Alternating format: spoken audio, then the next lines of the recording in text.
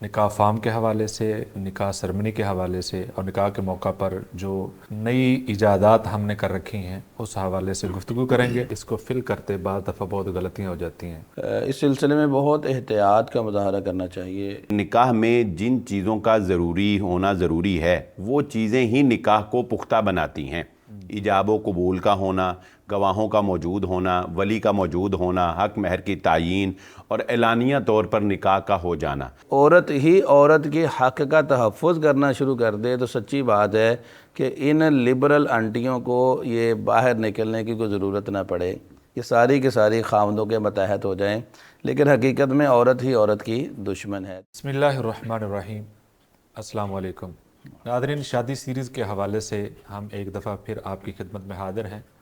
آج پروگرام ہے نکاح کے حوالے سے، نکاح فارم کے حوالے سے، نکاح سرمنی کے حوالے سے اور نکاح کے موقع پر جو نئی ایجادات ہم نے کر رکھی ہیں اس حوالے سے گفتگو کریں گے۔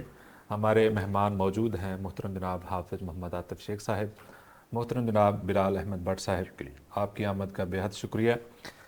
جی شیخ صاحب، آپ ماشاءاللہ نکاح خام بھی ہیں اور حاملہ رجسٹر بھی ہیں، تو اس حوالے سے ہماری رہنمائی کریں۔ سب سے پہلے نکاح فارم کے حوالے سے کہ اس کو پہلی بھی غلطی تو یہ ہوتی ہے کہ اس کو فل کرتے بعض دفعہ بہت غلطیاں ہو جاتی ہیں اس میں۔ مثلاً میں مثال کے طور پہ کہتا ہوں، بعض دفعہ نام کو اتنی اہمیت نہیں دی جاتی، لیکن آگے کسی بھی ڈاکومنٹس کے لیے وہ مشکلات پیش آتی ہیں۔ تو یہ ایک فلنگ کے حوالے سے کیا کیا چیزیں ضروری ہیں وہ ایک رہنمائی کر دیں، اس کے بعد میں اگلی بات پہ آپ سے پوچھتا ہوں۔ بسم اللہ الرحمن الرحیم۔ جی محترم سعید صاحب، نکاح فارم کے حوالے سے بالخصوص نکاح فارم کو فل کرنا، جی جی، یہ ایک بڑا ہی امپورٹنٹ مسئلہ ہے۔ بعض لوگ اس کو سرسری سا لیتے ہیں اور اس میں بہت ساری غلطیاں کر جاتے ہیں، جس طرح کہ نام کے سلسلے میں، جی جی، لڑکی کے وکیل کے سلسلے میں، اور اسی طرح شادی کے گواہوں کے سلسلے میں بہت ساری غلطیاں کی جاتی ہیں۔ اسی طرح حق مہر کو لکھنا اور پھر اس کی تفصیل لکھنا، اس میں بہت ساری غلطیاں ہوتی ہیں۔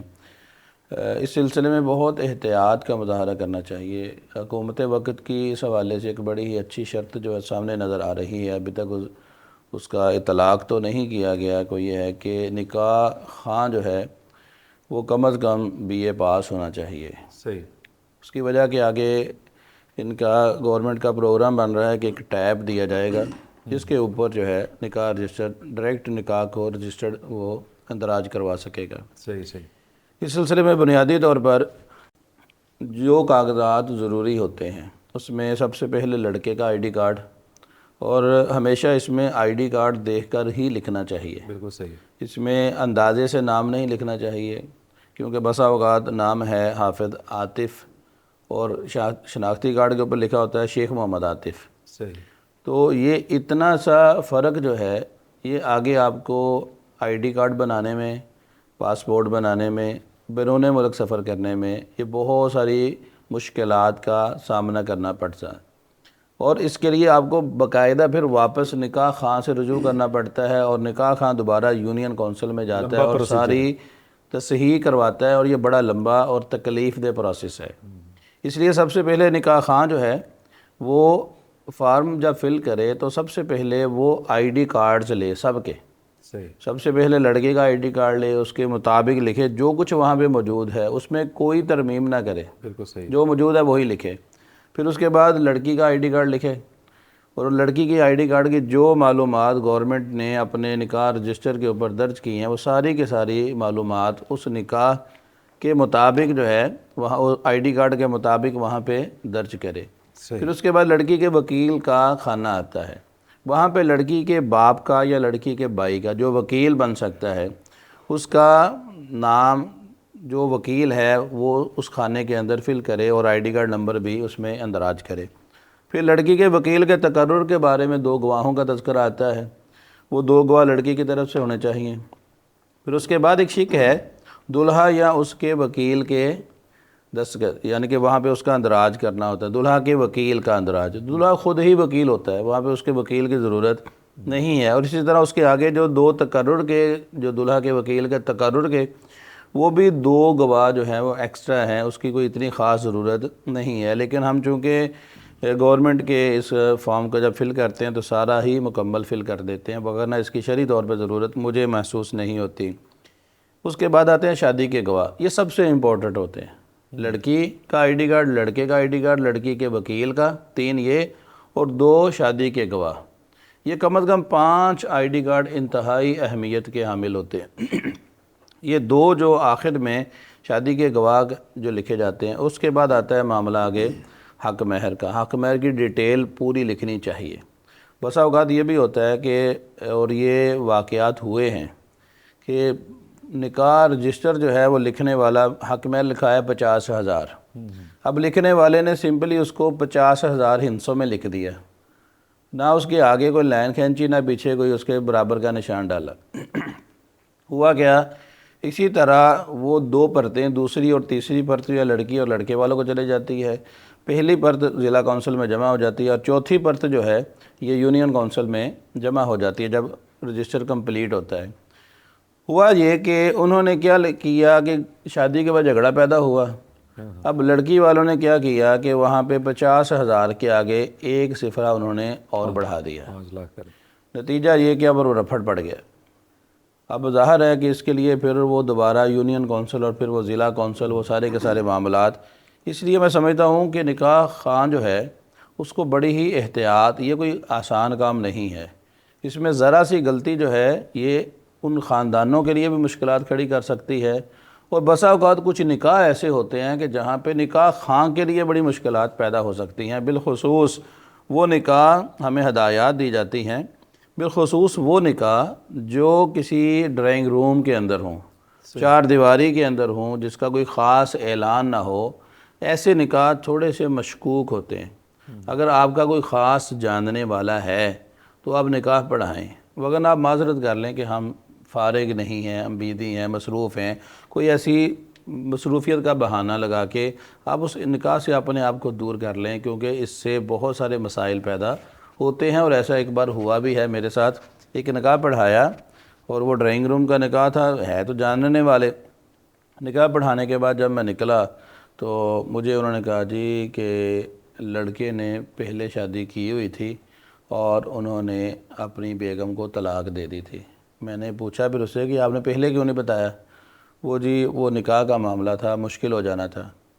تو اب یہاں پہ میں پھنس رہا تھا کہ ایسے موقع پہ چونکہ نکاح خان جو ہے وہ پھنس جاتا ہے، جب تک وہ کاغذات پورے نہیں کرے گا تو آگے اس کے لیے پرابلم پیدا ہوگی۔ تو یہ تو اللہ کا شکر ہے کہ آگے انہوں نے یعنی کہ جو بیوی کو طلاق دی ہوئی تھی، آپ نے ضروری جو قانونی کارروائی تھی وہ پوری کی ہوئی تھی۔ طلاق دینے کے بعد یونین کونسل سے مؤثر سرٹیفکیٹ لیا ہوا تھا۔ تو پھر میں نے اسے پوچھا کہ وہ مؤثر سرٹیفکیٹ آپ کے پاس موجود ہے؟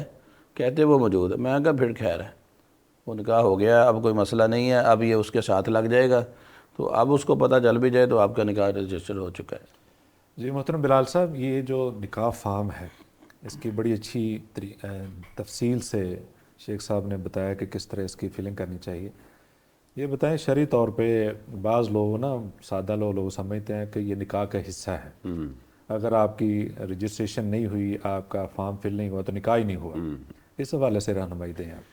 بسم اللہ اور ساتھ الرحمن یہ بھی ایڈ کر لیں کہ بعض دفعہ اس طرح ہوتا ہے کہ ہم آج کل ایسا ہوتا ہے کیونکہ جلدی ہوتی ہے، بارات نے لیٹ آنا ہوتا ہے تو نکاح کے لیے بہت جلدی ہوتی ہے، تو نکاح خاں اکثر یہ جو سمجھدار ہیں وہ کافی ساری فیلنگ پہلے کر لیتے ہیں، کو کافی ٹائم لگتا ہے۔ بعض دفعہ ایسا ہوتا ہے کہ وہ صبح کو کیا، دوپہر کو کیا کہ گواہوں کے نام لکھے، کوئی گواہ اس کو کوئی ایمرجنسی پڑ گئی، جو لکھے ہیں وہی ضروری ہیں یا اس کو بدلا بھی جا سکتا ہے؟ دونوں بارے میں آپ۔ بسم اللہ الرحمن الرحیم۔ سعید صاحب، اصل میں تو مسلمان کی زبان ہی سب کچھ ہوتا ہے۔ صحیح۔ نکاح ہو یا پراپرٹی کا معاملہ ہو، یعنی جب یہ فارم وغیرہ نہیں تھے یا جب یہ اس طرح لکھائی پڑھائی نہیں ہوتی تھی تو سب کچھ جو ہے وہ زبان پہ ہی ہوتا تھا۔ اور جیسا کہ شیخ صاحب نے ذکر کیا کہ نکاح میں جن چیزوں کا ضروری ہونا ضروری ہے وہ چیزیں ہی نکاح کو پختہ بناتی ہیں۔ ایجاب و قبول کا ہونا، گواہوں کا موجود ہونا، ولی کا موجود ہونا، حق مہر کی تعیین اور اعلانیہ طور پر نکاح کا ہو جانا، یہی چیز جو ہے یہ نکاح کا ثبوت ہوتی ہے۔ لیکن چونکہ اخلاقی طور پر ہم لوگ جو ہیں وہ اتنی پستی کا شکار ہو گئے ہیں کہ زبانوں کا تو اب کوئی اعتبار ہی نہیں رہا۔ اس لیے قانونی طور پر یہ رجسٹر کی ضرورت جو ہے وہ پیش آئی۔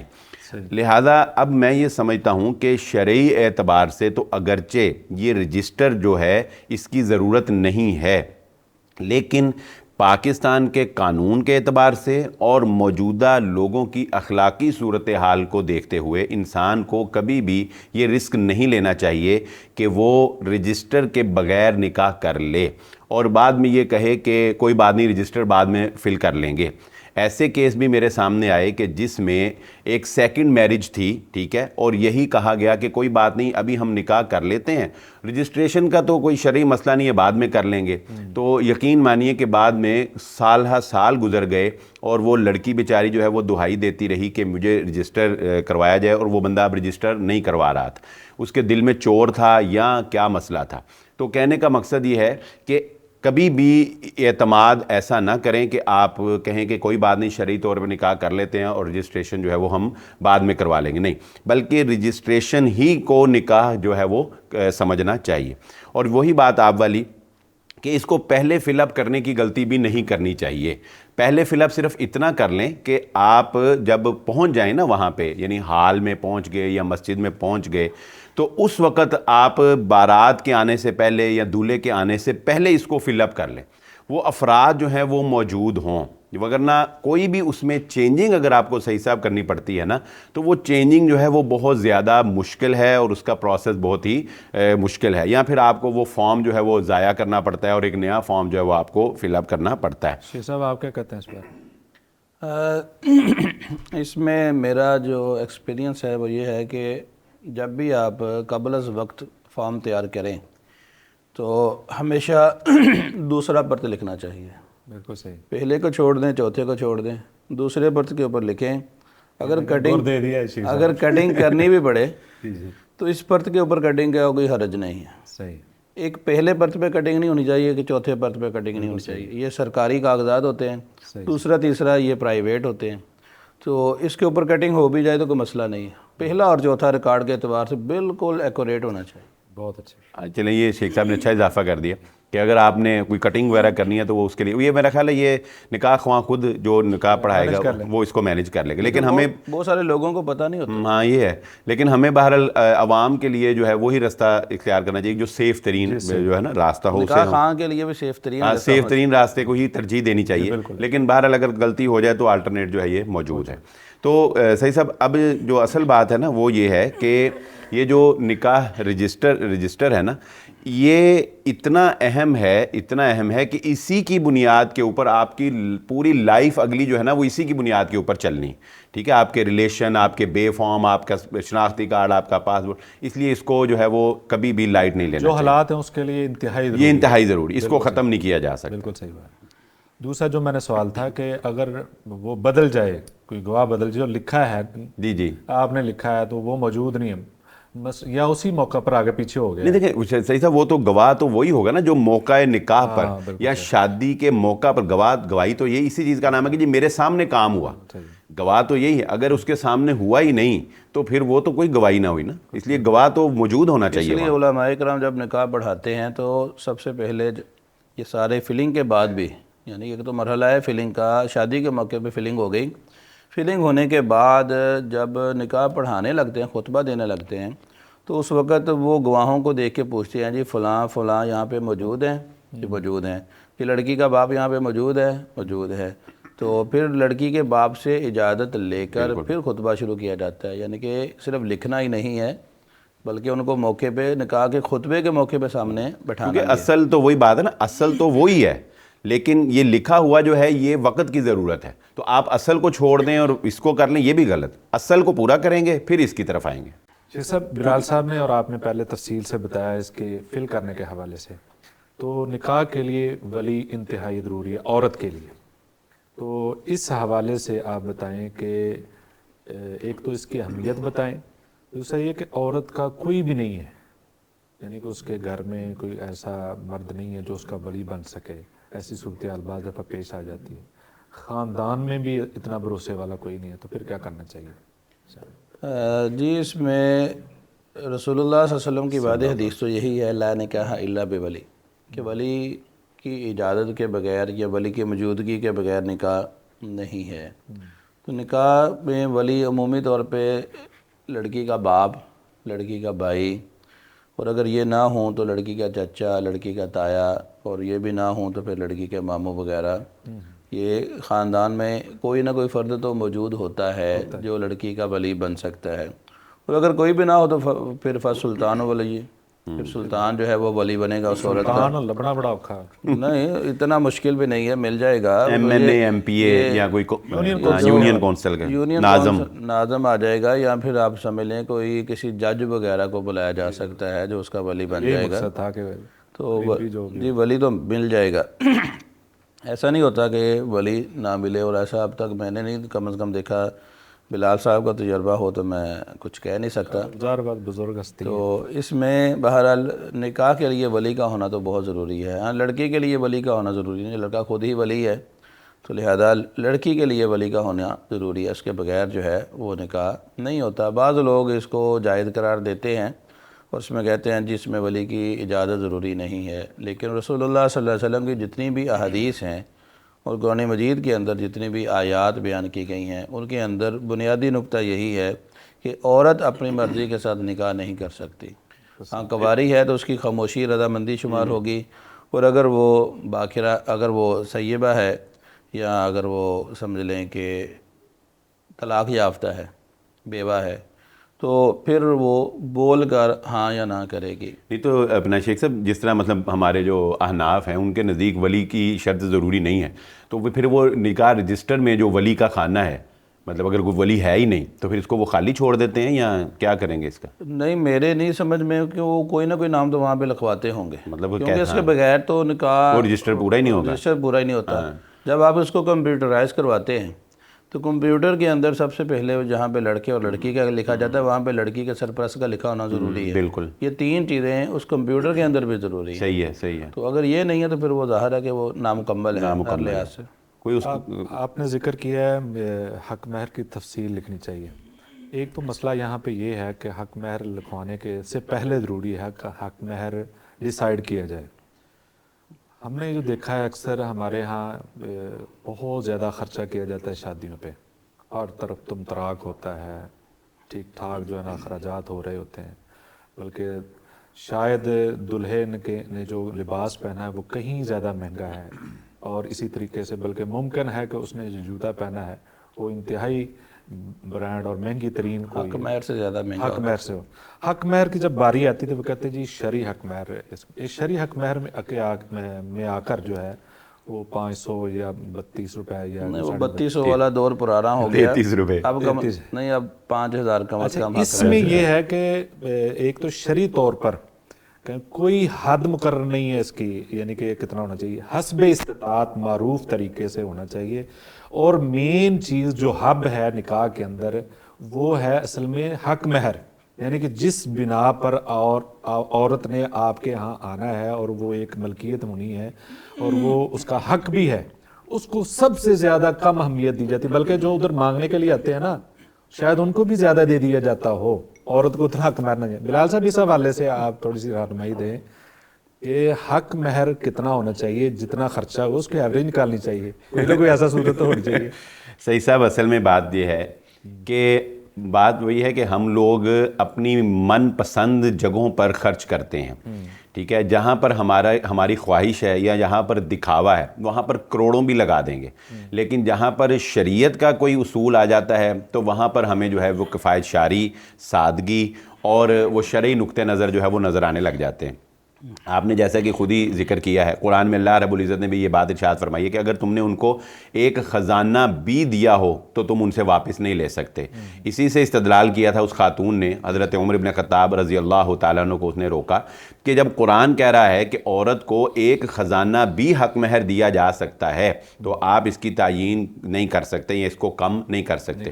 اسی طرح کم سے کم کی بھی رسول اللہ صلی اللہ علیہ وسلم سے مثالیں موجود ہیں کہ قرآن مجید کی 2 سورتیں سکھا دینے کو ہی حق مہر جو ہے وہ قرار دے دیا گیا، لوہے کی ایک انگوٹھی اسی کو حق مہر جو ہے وہ قرار دے دیا گیا۔ اس سے ہمیں یہ پتہ چلا کہ حق مہر کے کم سے کم کی بھی کوئی تعیین نہیں کی گئی اور زیادہ سے زیادہ کی بھی کوئی تعیین نہیں کی گئی، لیکن ہوتا یوں ہے عام طور پہ، اور ہونا بھی ایسے ہی چاہیے کہ اخلاق اور حیا کا تقاضا یہ ہے معاشرے میں کہ لڑکی والے خود سے حق مہر کی ڈیمانڈ نہیں کرتے، وہ خود سے نہیں بتاتے کہ ہماری بیٹی کا آپ حق مہر اتنا رکھیں۔ یہ حق مہر جو ہے یہ لڑکے والوں نے، اور بالخصوص اس میں جو سب سے زیادہ رول ہوتا ہے وہ لڑکے کے باپ کا ہوتا ہے۔ لڑکے کے باپ نے ہی اکثریت میں یہ فیصلہ کرنا ہوتا ہے کہ حق مہر جو ہے وہ کتنا ہونا چاہیے۔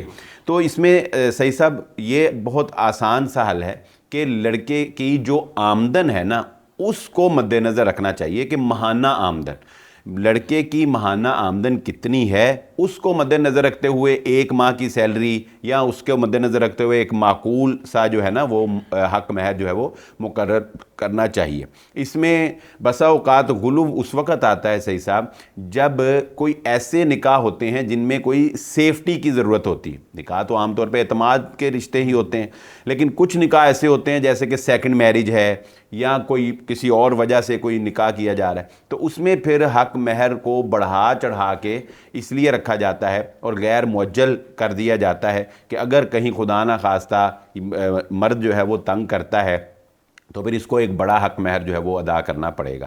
ادروائز حق مہر جو ہے وہ لڑکے کے باپ نے ہی متعین کرنا ہوتا ہے اور اس کو بہرحال اس کو اپنی مالی حیثیت کو دیکھتے ہوئے مد نظر رکھنا اس چاہیے۔ میں ایک وضاحتی نوٹ یہ بھی ہے جو ہم نے معاشرے میں ہم دیکھتے ہیں اکثر، وہ یہ ہوتا ہے کہ حق مہر دے دیا گیا، وہ لڑکی کا ہاتھ لگوایا یا لڑکی نے رکھ لیا ہے، وہ ایک دو دن میں ہی وہ واپس کر دیتی ہے، وہ کہتے ہیں یہ رکھ لیں۔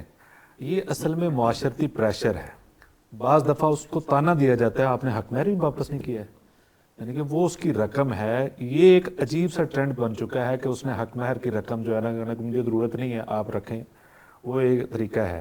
لیکن یہ ہے کہ اس کو بھی نہیں ہونا چاہیے کہ اس سے واپس لے لیا جائے یا تانا دیا جائے کہ واپس نہیں دیا نہیں بالکل صحیح صاحب، یہ جو حق مہر ہے یہ خالصتاً عورت کا حق ہے حق ہے اور یہ اس کی ملکیت ہے۔ جی، وہ چاہے تو دے دے، اس کا دل چاہے تو دے دے، وگرنہ اس کو کہنا، تانا دینا بعد میں کہیں نہ کہیں سنا دینا، وگرنہ اس کو کہنا یا تانا دینا یہ تو بالکل غیر شرعی بات ہے۔ بعض لوگ کیا کرتے ہیں حق مہر لکھا دیتے ہیں، لکھانے کے بعد وہ حق مہر دیتے ہی نہیں ہیں۔ بالکل نہیں دیتے۔ دوسری بات یہ ہے کہ بعض لوگ حق مہر لکھواتے وقت یہ نیت کر لیتے ہیں کہ ہم نے کون سا دینا ہے۔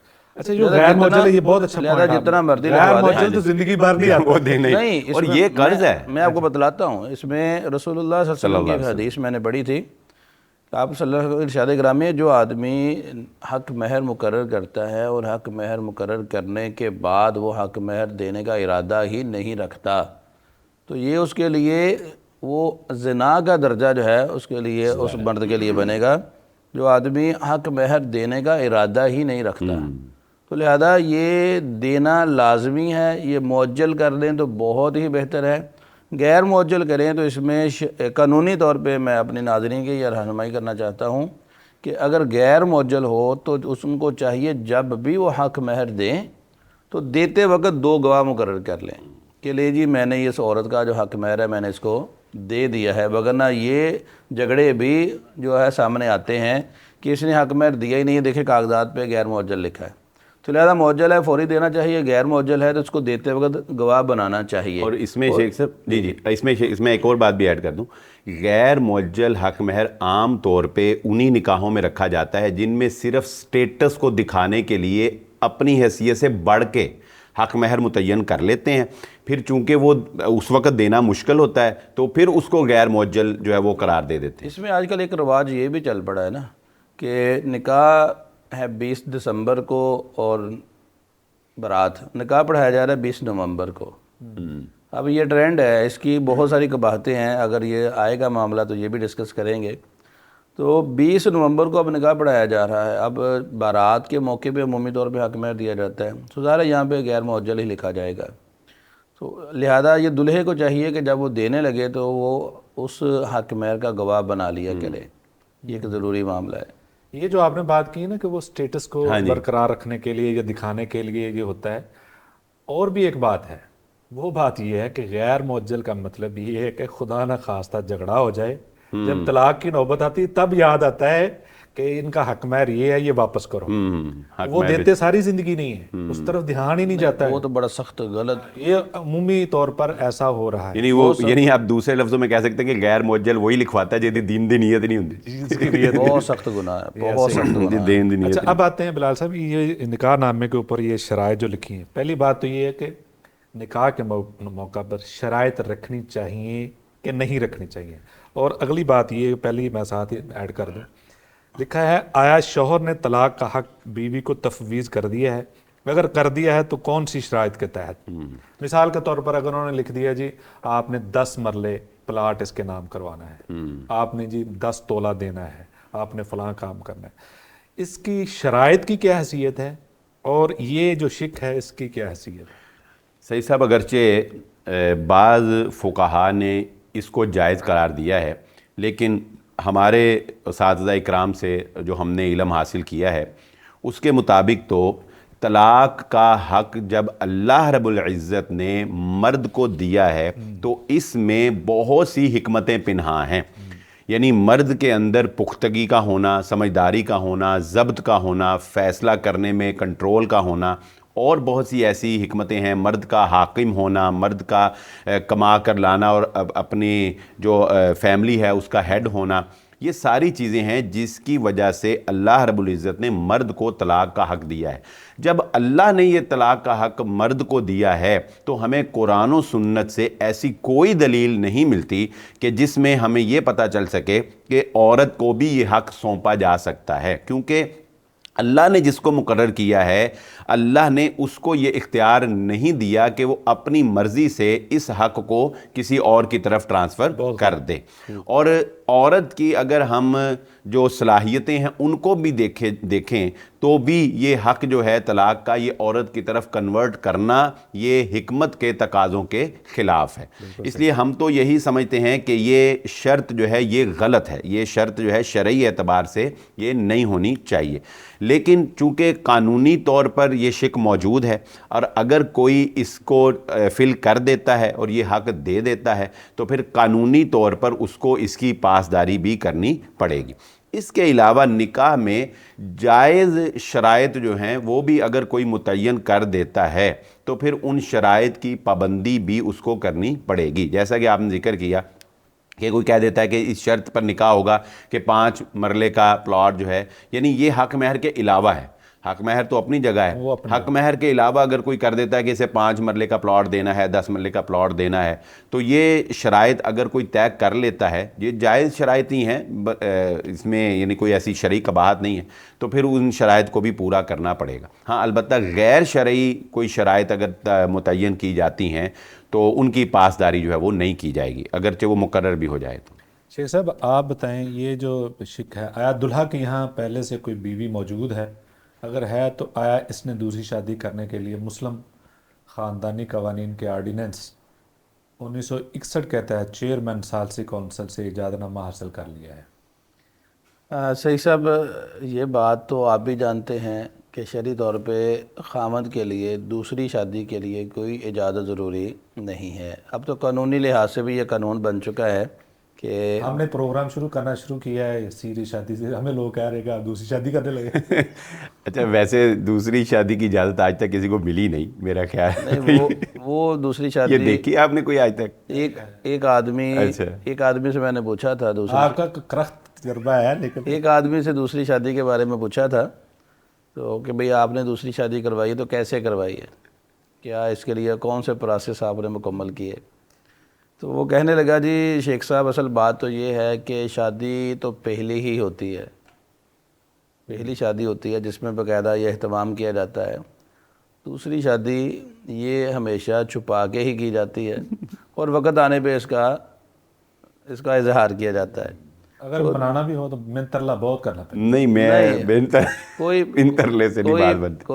کوئی بھی بیوی نہیں مانتی. حقیقت میں ہم یہ عورتوں کے حقوق کی بات کرتے ہیں اور یہ عورتیں باہر نکلتی ہیں، مارچ کرتی ہیں اپنے حقوق کے لیے، تو میں سمجھتا ہوں خواتین اگر صرف یہی پروگرام کر لیں کہ عورت ہی عورت کے حق کا تحفظ کرنا شروع کر دے تو سچی بات ہے کہ ان لبرل آنٹیوں کو یہ باہر نکلنے کی کوئی ضرورت نہ پڑے.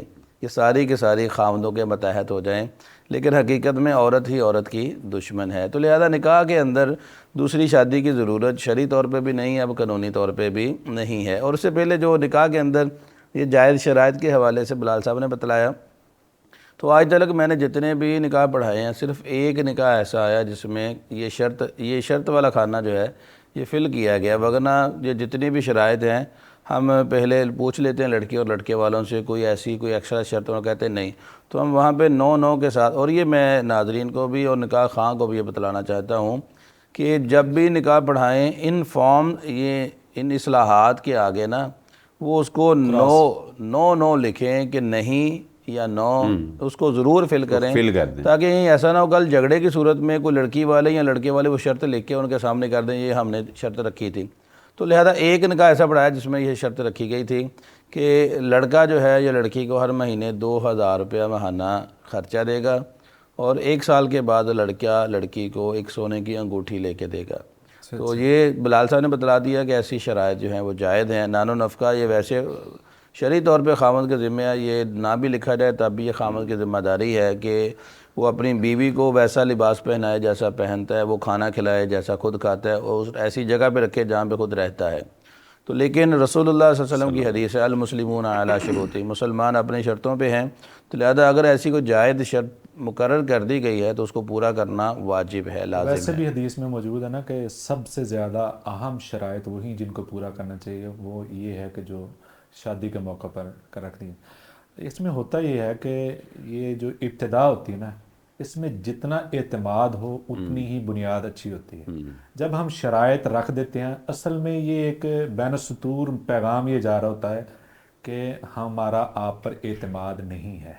اس وجہ سے کسی نہ کسی کے ذہن میں یہ بات بیٹھ جاتی ہے انہوں نے تو ہم پہ اعتماد نہیں کیا ہے، لہذا وہ بنیاد ٹیڑھی ہو جاتی ہے۔ اس لیے کوشش یہ ہونی چاہیے کہ شرائط نہ ہی رکھی جائیں، اعتماد پہ ہی اور خیر خواہی کے۔ آپ کی بات ٹھیک ہے۔ یہاں پہ نا مجھے یاد آ رہا ہے کہ جب حق مہر مقرر کرنے کی باری آتی ہے تو لڑکے والے لڑکی والوں سے پوچھتے ہیں، لڑکی والے لڑکے والوں کو کہتے ہیں جی آپ جو مقرر کر دیں ہمیں قبول ہے۔ تو اس میں تھوڑی سی جھجک کا مظاہرہ کیا جاتا ہے عورت والوں کی طرف سے بھی، لڑکی والوں کی طرف سے بھی، اور لڑکے والے بھی یہ سمجھتے ہیں شاید یہ بتا دیں تو چلے معاملہ حل ہو جائے۔ اس میں جو بلال صاحب نے بات کی ہے وہ بڑی ہی اچھی ہے کہ عمومی طور پہ ہمیں اپنی ماہانہ سیلری دیکھنی چاہیے، اور اس کے مطابق اس کا ہمیں ماہانہ آمدن ہو جائے، اس کے مطابق جو ہے ہمیں اس کا انتخاب کرنا چاہیے کہ اس کا حق مہر کتنا ہونا چاہیے۔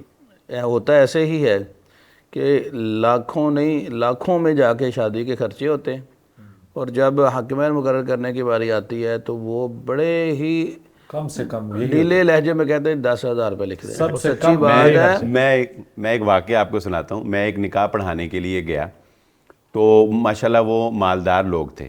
فیس ہم نے نہیں پوچھنی کتنی ملی، فیس نہیں مجھے دیتے لوگ، وہ شیخ صاحب کے لیے۔ اچھا تو میں یہ بات بھی پھر پوائنٹ ہو رہی، اتنا خرچہ باہر کرتے ہیں تو نکاح کا وہ فیس والی بات ایڈ پہ کر لیتے۔ اچھا میں ایک مطلب وہ لازمی کریں، یعنی بس مسجد میں نکاح تھا، مجھے انہوں نے بلایا کہ آپ نے نکاح پڑھانا، تو میں ایک نکاح پڑھانے کے لیے گیا تو وہاں پر میرے استاد محترم بھی موجود تھے۔ تو جب میں نے ان کو دیکھا تو ظاہر ہے کہ پھر میں نے نہیں پڑھایا، میں نے ان کو کہا کہ آپ نکاح پڑھائیں گے۔ تو استاد جی جب نکاح پڑھانے کے لیے بیٹھے تو اس فیملی کو استاد جی بھی جانتے تھے کہ مالدار ہیں، تو انہوں نے جو ہے نا حق مہر استاد جی نے پوچھا تو وہ کہنے لگے جی 10,000 روپے حق مہر۔ استاد جی کہتے ہیں کوئی حق مہر ہے؟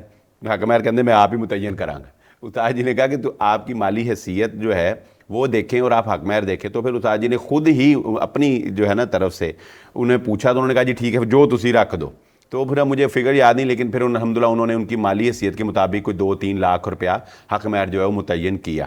یعنی بزرگ شخصیات جو ہیں ان کو بھی یہ چاہیے کہ وہ گائیڈ کریں، نکاح خواہ دینی چاہیے کہ بزرگ کر سکتے ہیں، ظاہر ہے کہ ہم جیسے تو نہیں کر سکتے ابھی، لیکن بزرگ جو علماء ہیں نا ان کو چاہیے کہ نکاح کے موقع پر بھی لوگوں کو بتائیں کہ بھئی آپ کی مالی حیثیت یہ اور آپ نکاح جو ہے وہ کیا رکھ رہے ہیں۔ نکاح خواہ تو اس لیے ڈرتے ہیں کہ شاید ہم نے کہا غصے ہو کر ہماری فیس قبضہ کر دیں۔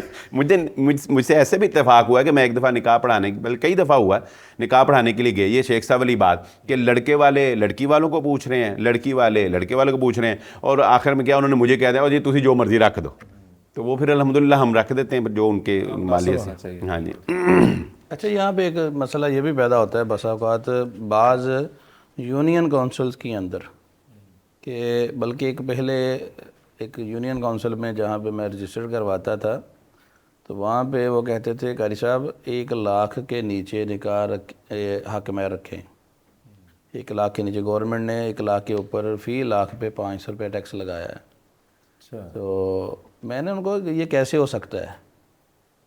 یہ قرآن مجید کے اندر ایک واضح طور پہ آپ نے بیان کیا بات ہے تمہیں احداہن قنطارا، کہ خزانہ بھی دے دیا جائے تو یہ حق مہر، یہ کم سے کم اور زیادہ سے زیادہ کی تعین تو ہے ہی نہیں. جی جی یہ کیسے ہو سکتا ہے؟ جی جو گورنمنٹ کا کاغذ ہے یہ آپ 99,999 لکھ دیں تو 1 لاکھ لیں گے تو اوپر یہ فیس آپ کو پڑے گی. میں نے کہا ایسا کچھ نہیں ہوتا، مجھے جو بھی وہ کہیں گے میں نے وہ لکھنا ہے، جب فیس کی باری آئے گی پھر دیکھی جائے گی. صحیح بات. اچھا یہ بھی یعنی کہ یہ بعض یونین کونسل کے اندر ایسا معاملہ کیا جاتا ہے کہ آپ حق مہر کم سے کم لکھوایا کریں. میں سمجھتا ہوں یہ اس کی شرعی طور پہ کوئی ایسی حیثیت نہیں ہے. بلال صاحب، آیا شادی کے موقع پر مہر نان و نفقہ وغیرہ سے متعلق کوئی دستاویز تیار کی گئی ہے؟ اگر کی گئی ہے تو اس کے مختصر مندرجات. جی وہی بات ہو گئی ہے واضح کہ ہو چکی ہے. واضح ہو چکی ہے کہ اگر کی ہے تو پھر وہ پوری کرنی پڑے گی. ادروائز مرد شادی جب کرتا ہے تو ذمہ داری قبول کرتا ہے. بیسیکلی شادی ذمہ داری قبول کرنا ہی ہے، وگرنہ زنا میں اور شادی میں گئی تو بنیادی فرق. یہ کی ہے اس نے آپس میں کر لیا، بعد میں پیار محبت اور اعتماد اتنا بڑھ جاتا ہے، وہ کہتے کوئی بات نہیں اس کی ضرورت، پھر ٹھیک ہے. ہاں کوئی نہیں، وہ تو پھر عورت نے معاف کر دیا. کل عدم ہوگی، عورت نے معاف کر دیا. اگر رکھ لی گئی نا شروع میں تو اس کا مطلب ہے بعد میں شوہروں کو چاہیے کہ وہ اچھے تعلقات بنائے تاکہ یہ شرائط جو ہے وہ ختم ہو جائے. بلال صاحب ایک اہم سوال جو ہے وہ ناظرین کی طرف سے یہ آیا ہے کہ آن لائن نکاح کا کیا حکم ہے اور اس کا طریقہ کار کیا ہے؟ یہ آج کل ضرورت بھی ہے، اس حوالے سے مختصر رہنمائی کر دیں. جی صحیح صاحب، جو آن لائن نکاح ہے وہ 2 صورتوں میں ہوتا ہے. ایک تو یہ ہے کہ آپ ویڈیو کال کے ذریعے سے کر سکتے ہیں. آج کل یہ سہولت موجود ہے اور اسی کو اختیار کرنا چاہیے کیونکہ اس میں کسی قسم کا کوئی ڈاؤٹ نہیں رہتا، کوئی شک نہیں رہتا. اور دوسری صورت ہے کہ آپ آڈیو کال کے اوپر جو ہے وہ نکاح کریں. تو ایک تو یہ ہے کہ آپ آڈیو کال کریں یا ویڈیو کال کریں، اس کو ریکارڈ ضرور کیا جائے، ٹھیک ہے، یعنی اس کی ریکارڈنگ ہونی چاہیے. وہ بھی ایک اچھا پروف جو ہے وہ باقی رہتا ہے. دوسری بات یہ ہے کہ وہ گواہان جو ادھر گواہان مقرر ہیں وہ بھی موقع پر موجود ہوں اور ادھر جو گواہان ہیں وہ بھی موقع پر مقرر ہوں. اب جو نکاح خواہ ہوتا ہے نا وہ تو ظاہر ہے ادھر والے بندوں کو نہیں پہچانتا، تو پھر نکاح خواہ کو چاہیے کہ ادھر والے بندوں سے تصدیق کر لے کہ جو بندے ادھر موجود ہیں، لڑکی موجود ہے، گواہان موجود ہیں، کیا آپ ان کی تصدیق کرتے ہیں کہ یہ وہی بندے ہیں؟ ٹھیک ہے، یعنی وہ ایک تسلی کر لے، کیونکہ اس میں پھر بہت زیادہ سب سے زیادہ جو فراڈ ہے وہ آن لائن نکاح میں ہی کیا جا رہا ہے. تو پھر اس کے بعد جو ہے ہماری جو پاکستان ہے یا دیگر ممالک ہیں ان کی ایمبیسیز جو ہے نا اس کے اندر یہ پورا ایک پروسیجر موجود ہے. اس میں کوئی اتنی ڈرنے والی بات نہیں ہے. وہ اس کو پورا بیک اپ دیتے ہیں اور پورے اچھے طریقے سے جو ہے وہ اس کو رجسٹر کروایا جاتا ہے. اور شرعی طور پر بھی آن لائن نکاح یا اس طرح کی شادی جو آن لائن کی جاتی ہے وہ بالکل درست ہے. اس میں کوئی ایسی قباحت جو ہے وہ موجود نہیں ہے. آخری سوال شیخ صاحب، یہ جو گواہان ہوتے ہیں یہ کس طرح کے ہونے چاہیے؟ گواہان کے بارے میں تو اکثر طور پہ جب فارم فل اپ کرتا ہوں تو میں تو عمومی طور پہ جو خاندان کے بزرگ ہوتے ہیں میں ان کو ہی لکھتا ہوں. زیادہ میں یہی کہتا ہوں کہ ایک بزرگ ہمیں چاہیے لڑکے والوں کی طرف سے، ایک بزرگ کا آئی ڈی کارڈ لڑکی والوں کی طرف سے. تو جو یعنی کہ سمجھ لیں کہ لڑکی کے وہ دادا نانا سمجھ لیں، اسی طرح لڑکے کا سمجھ لیں، یا خاندان کا جو بزرگ ہے. تو میری کوشش یہ ہوتی ہے کہ جب میرے پاس جب آئی ڈی کارڈز آتے ہیں تو میں ان میں جو زیادہ عمر والے افراد ہوتے ہیں ان کو شادی کے گواہوں میں لے جاتا ہوں. یہ سب سے امپورٹنٹ ہوتا ہے. ٹیکنیکل تو اس میں یہ ہونا چاہیے کہ نوجوان گواہ ہونے چاہیے، کیونکہ بعض دفعہ بزرگ تو جلدی فوت بھی ہو جاتے ہیں. فوت بھی ہو جائیں تو کم از کم وہ خاندان کے بڑے تو ہیں نا، یہ اس کا انکار نہیں کیا جا سکتا. برکت کے لیے بہت اچھی بات ہے. اس میں بلال صاحب مختصر یہ ہے کہ ایک یہ بڑا مسئلہ ہے کہ 3-4 لوگ جاتے ہیں، وہ رجسٹر پکڑا ہوتا ہے، وہ لڑکی کے پاس جاتے ہیں جی سائن کروانے، اور ان سے جا کر وہ سارا پھر ایک دفعہ وہ کلمے پڑھائے جاتے ہیں. وہ اچھا اس میں ساتھ یہ بھی ایڈ کر دیں جو کلمے پڑھائے جاتے ہیں، اس کی بھی وضاحت کر دیں. صحیح صاحب دیکھیں، شریعت نے جو حکم نافذ کر دیا ہوتا ہے نا وہ شریعت ہی کے پاس اختیار ہوتا ہے کہ اس میں کوئی استثناء دے دے. اگر شریعت نے کوئی استثناء نہیں نہ دیا تو از خود ہم کوئی استثناء پیدا نہیں کر سکتے. میں یہ کہنا چاہتا ہوں کہ شریعت نے اگر پردے کا حکم نازل کیا ہے نا تو شادی کے موقع پر اس کو استثناء نہیں دیا کہ باقی ساری زندگی اور آگے پیچھے پردہ کریں اور شادی پہ آ کے پردہ ختم ہو جائے. ایسا نہیں ہے. وہ لڑکی، وہ خاتون جو دلہن بنی بیٹھی ہے، آپ کو بھی علم ہے کہ اس کے لیے اب وہاں نقاب کرنا یا پردہ کرنا اتنا تیار ہو کہ وہ تو ممکن نہیں ہوتا. اسی وقت کے لیے اوپر کپڑا ڈال دیتے ہیں. لیکن اب وہ بھی نہیں، اب وہ بھی ٹرینڈ نہیں رہا، وہ بھی جو ہے وہ ختم ہو گیا. اب لباس ہی ایسا آ گیا کہ وہ آگے دوپٹے والا معاملہ میں لگتا ہے مشکل ہے، ہوتا نہیں. تو جو نکاح خواں ہے نا وہ اس بچی کا محرم نہیں ہوتا، ٹھیک ہے، وہ غیر محرم ہی ہے.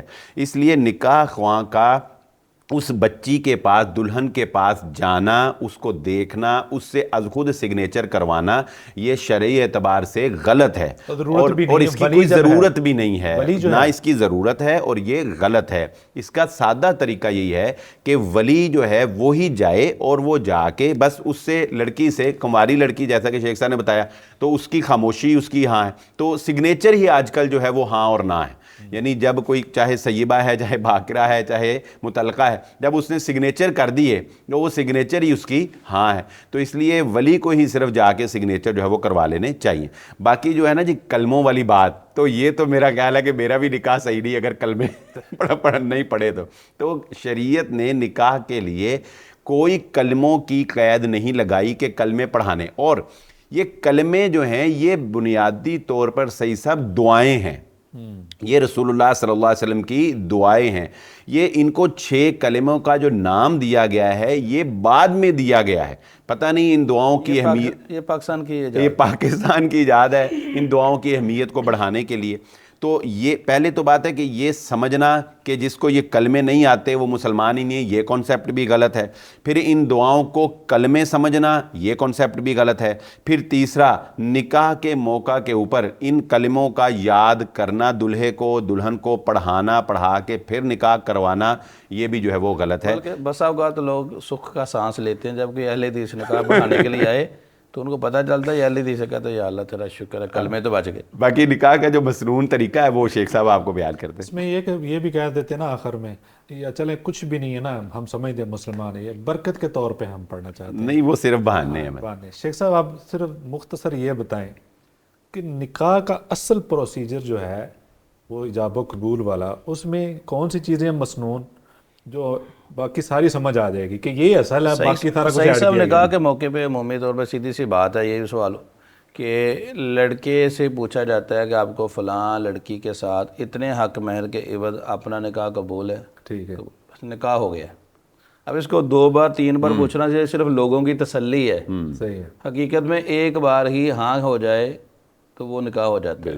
ٹھیک ہے. تو لہذا یہ اتنا ہی نکاح. باقی یہ جو خطبہ پڑھا جاتا ہے، یہ رسول اللہ صلی اللہ علیہ وسلم جب بھی کوئی اہم کام کرتے تھے تو آپ یہ خطبہ پڑھا کرتے تھے. چونکہ نکاح ایک اہم معاملہ ہے تو لہذا اس لیے ہم وہ نکاح، وہ خطبہ مسنونہ پڑھتے ہیں جو پہلے پڑھا جاتا ہے.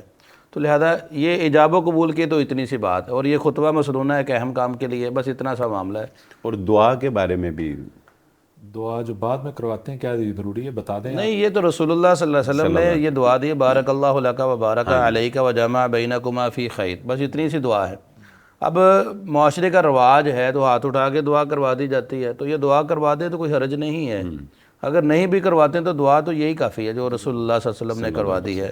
باقی ایک جو سسٹم ہے کہ نکاح خطبہ پڑھانے سے پہلے یہ میوزک چلا ہوتا ہے، اور جب نکاح خواں کو بلایا جاتا ہے میوزک بند کر دیا جاتا ہے. نکاح خطبہ وہ مکمل ہوتا ہے، ایجاب و قبول ہوتا ہے، ابھی وہ نکاح خواں ابھی اپنا پاؤں اسٹیج سے نیچے اتار رہا ہوتا ہے، اور ادھر سے پھر وہ جو ہے میوزک چلا دیا جاتا ہے. اور ہم یہ سمجھتے شاید ہم نے یہ برکت کا معاملہ کیا ہے، تو برکت کہاں پہ آئے گی؟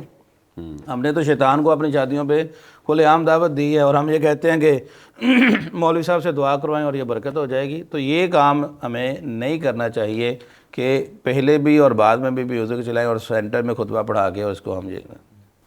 جی بہت شکریہ آپ کی آمد کا اور قیمتی باتیں بتانے کا. یہ ناظرین، آپ نے نکاح کے حوالے سے اور نکاح فام کے حوالے سے بڑی معلوماتی اور علمی گفتگو سنی ہے. آپ دیکھیں کہ نکاح کے موقع پر اصل کیا ہے، مسنون کیا ہے، उसी के मुताबिक निकाह की ये जो तकरीब होती है उसका इनेकाद करना चाहिए और इन चीज़ों को मलहूद रखना चाहिए। ये कानूनी तौर पर भी आपको काम देती हैं और शरई तौर पर भी इन चीज़ों को ज़रूर मलहूद रखें, और जितनी इजादात हैं जो हमने की हुई हैं इस मौके पर उन सब को ख़त्म कर दें। बहुत सौखे रहेंगे, आपकी ज़िंदगी आसान हो जाएगी। अपना बहुत सारा ख्याल रखिए। अस्सलाम वालेकुम।